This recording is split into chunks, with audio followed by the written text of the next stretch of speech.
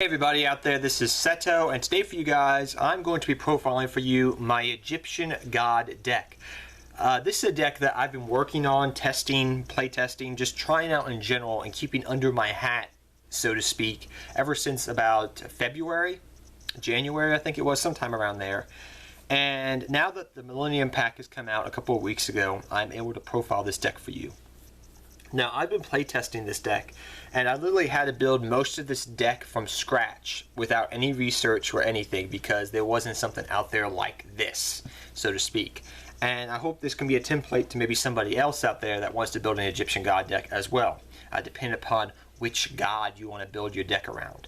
But this deck is a deck that I've wanted to build ever since I was a kid. Watching Battle City and and seeing all the Egyptian gods, when you were a kid, that's what I've been wanting to do. So I built this deck to contain not just one Egyptian god, but all three Egyptian gods. The Winged Dragon of Ra, Skyfer the Sky Dragon, and Obelisk the Tormentor. Yes, I've been wanting to build this deck for a long time. Now, this deck involves all three Egyptian gods. You can bring out sometimes two Egyptian gods in a duel. You could just rely upon one duel, get an Egyptian god card out, getting Mount of the Bound Creator out, and just like bashing your opponent away to death usually. Or you can sometimes bring out two Egyptian gods, which is really cool. So I brought out, like before, Ra and Obelisk, and you just like I've done it at locals with some buddies of mine at school, and they're just like all sitting around looking at me going, oh my gosh, he summoned the god cards. He's summoning not just one, he summoned two of them. And I've used Ra's ability to go down to 100 life points and just OTK my opponent, which is so amazing. And this deck can do that very easily, as I'll explain. But yes, we run Obelisk the Tormentor, one copy of this, one Skyfer the Sky Dragon, and two copies of the Winged Dragon of Ra. If you want to make this deck based off just the Winged Dragon of Ra because of Phoenix mode and Sphere mode, you could honestly just take these two copies out, replace them with Convulsion of Nature and maybe a trap card, and there you go, you got your Ra deck. I have done that, I've tested it online, it works out perfectly fine. But like I said earlier in this beginning of this video, this is a casual, fun deck that will do good at locals, but it's not supposed to face the meta. Okay, this is not a deck geared to face Cosmos. This is a fun, casual deck. And we've always joked also that these are the three original copies. We always say because they have the original artwork, and we always say that this is the fake copy. That if you summon this copy, you'll get struck by lightning. Granted, we try not to usually summon this copy because we were actually afraid of that. That's the little anime geeks in us all. But yes, we have these copies. Now, you may say that 2 Ra is too many, but because we run Sphere mode and Phoenix mode, it works out perfectly fine. You want to see Ra over these two cards more than these cards. You want to see the Ra over these two cards, but these two cards do come in handy and can win you games on their own, depending upon the situation. But Ra is a little bit more important. Because of Sphere mode and everything and things of that nature. But yes. And you may think that's too many gods, but they work out perfectly fine in the deck. Next we run 2 Sphere mode and 1 the Winged Dragon of Ra, Immortal Phoenix. These cards really come in handy. Sphere mode's amazing. If your opponent, because this deck is kind of slow, so if your opponent just like globs a whole bunch of monsters on the field, you just go Phoenix Sphere mode, have a big Ulta, golden chicken egg, and then Phoenix mode we only run 1 copy of. You want to get this in the graveyard as soon as possible through Foolish Burial, Twin Twister if you draw it, just any way practical. You want to get this card in the graveyard. And you can easily do that, but it definitely comes in handy. It sets up kind of a loop with Ra and the the Sphere mode and things of that nature. But Sphere mode's really good. I like it as a 2 of, and the 1 Immortal Phoenix. And like I said, this deck, granted, like it's more based around Ra, but you can run the other Egyptian gods. Next, we run 3 Ra's Disciple. This card's amazing in the deck, along with Advanced Draw. Card Advance, excuse me, I always call it Advanced Draw for some reason, but Card Advance. This card in combination with this card is amazing. So pretty much what you do is you want to get Card Advance into your hand as soon as possible. You want to use this card at the ultimate time, at the correct time to get your cards and your combo plays and go for a big push. So usually what you'll do is, if you have Ra's Disciple in hand and you have card advance, you'll go Ra's Disciple, special summon the other 2 Ra's Disciple from your deck, activate card advanced. Now I can look at the top 5 cards in my deck, okay, arrange them in any order I want to, and then I can make a tribute summon as well. So what I can do is I can go, oh, I have a Obelisk the Tormentor in my hand. I'll tribute off these 3 now to bring out Obelisk the Tormentor, because card advance lets you look at the top 5 cards of your deck, arrange them in any order, and have a tribute summon on that turn. Kind of nice. Card advance also comes in well, we'll talk about later, along with True Name. So I'll talk about that a little bit more.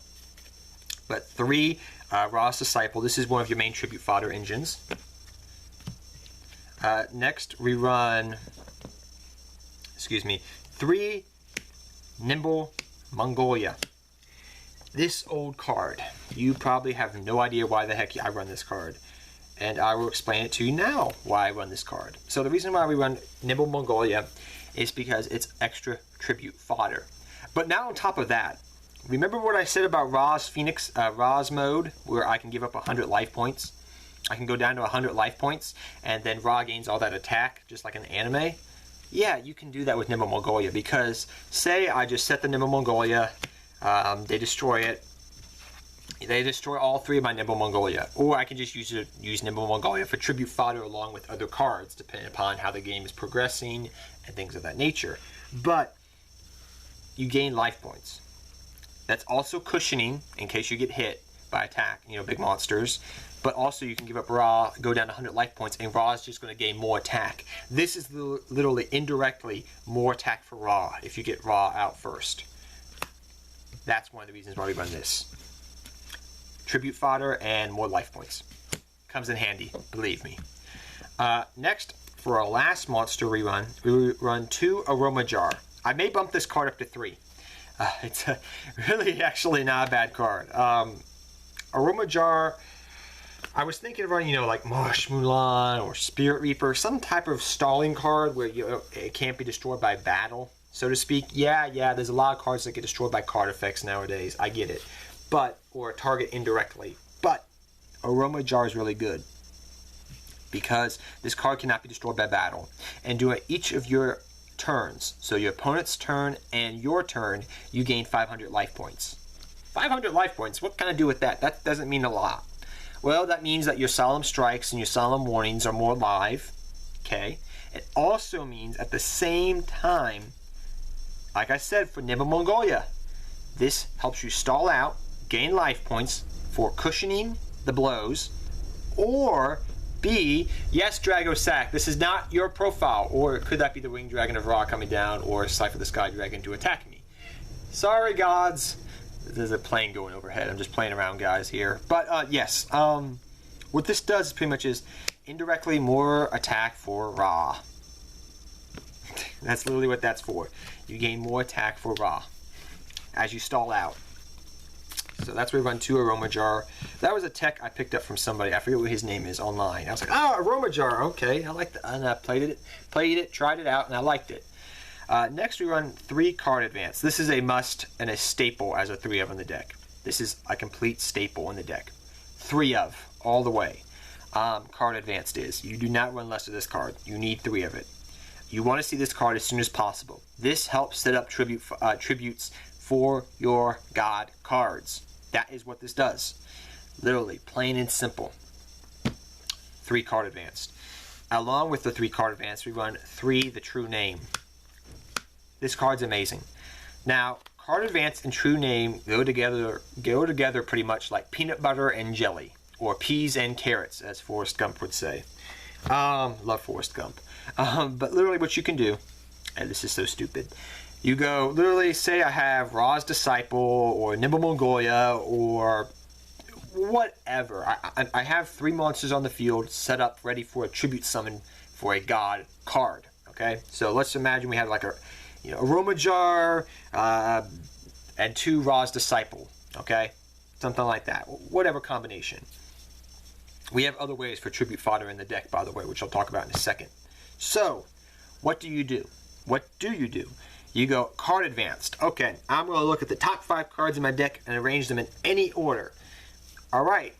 I remember that the last card I put on top of that deck was what? It was, what was it? It was Regeki. Okay, so let's just use, for example, Regeki I put as my top card on my deck.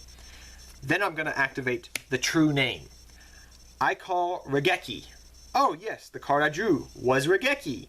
Okay, now I can either special summon a god, or I can add that god to my hand to set up for that tribute fodder I have on my board now. That's how that combo play works, and it's amazing. And there's other ways you can do it as well, but true name is amazing in the deck. Along with card advanced, I'm not joking. It wins you games. It's stupid. But that's how that works. You use card advance in combination with true name. Like I said, you have your tribute fodder set up on the board. You activate card advance so you can make that extra tribute summoning. You line your cards up. You look at the top 5 cards of your deck, arrange them in any order. Then you activate the true name. Or even if you just saw true name in the top in your card advanced, you say, oh, true name is like in those top 5 cards. Well, then I put true name on top of that. Okay, then I say, okay, the card after that I put as Regeki. I draw on my next turn. I'll draw the, I'll go off with my tribute fodder, and then I'll draw the card. Draw the true name. I'll activate it because I remember the next card after that is Regeki. Draw the Regeki. Search. You get where these combo plays are going, guys. But yes, they work out very well in the deck. Those 2 cards, like peanut butter and jelly. Another card, which is very, very helpful in this deck, and it's kind of ironic that we run it, even though it's for Immortal Phoenix. Well, I forget the Nepherd. Let me fix these cards that are coming out. I forget it. It came out a long time ago. The card that Fire Kings use, not Garunix. But yes, this card, a Feather of the Phoenix. You may be asking yourself, what do you do with a Feather of the Phoenix? Yes, we do run a Phoenix mode, and we do run Moltres. So what does this card do? Discard 1 card, then target 1 card in your graveyard. Return that card to the top of your deck. Aha!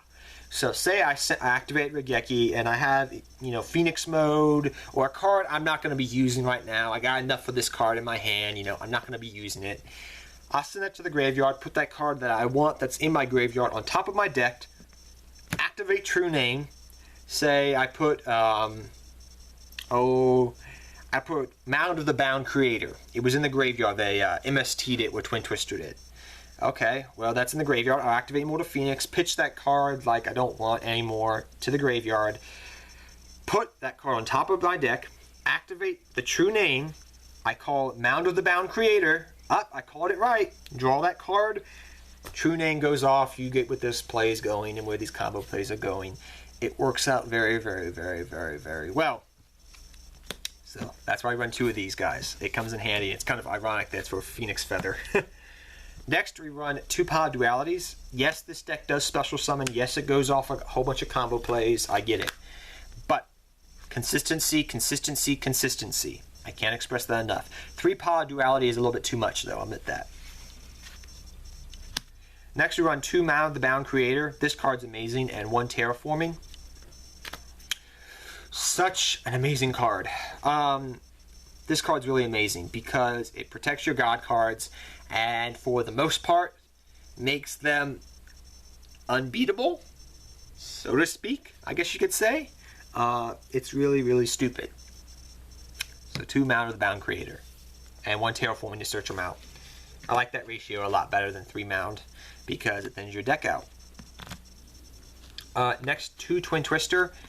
Clear your back row, your opponent's back row, make your big summoning tribute plays, go off. You want to do this. You want to clear your opponent's back row before you go off because you don't want to run into something that could just wreck your day. So 2 Twin Twister. For your 1-ofs, we run 1 Rank Up Magic, the 7th one. This card's amazing.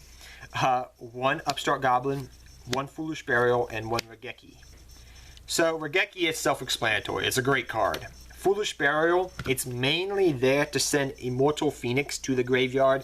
Thin your deck out, get Immortal Phoenix in the graveyard, you're good to go with Ra. Upstart Goblin, I would run 3 of that card if it was at 3 still. But I like it as a 1-of. And the Rank Up Magic, the 7th one.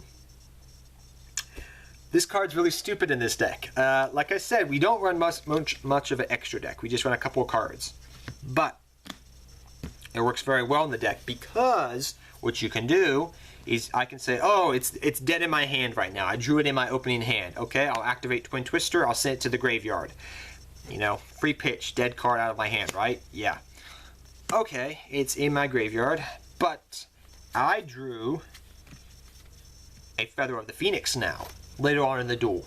Okay, I'll activate Feather of the Phoenix, pitch this other dead card out of my hand I don't want, or if I'm in dire straits, a card I'm not going to need, or it's going to help me out. Put this card on top of my deck, and during my next draw phase, I get a rank up Chaos Monster. It's another sort of win condition for the deck that does win you games that you shouldn't, and it's really a good card as a 1-of in the deck. You just send it to the graveyard.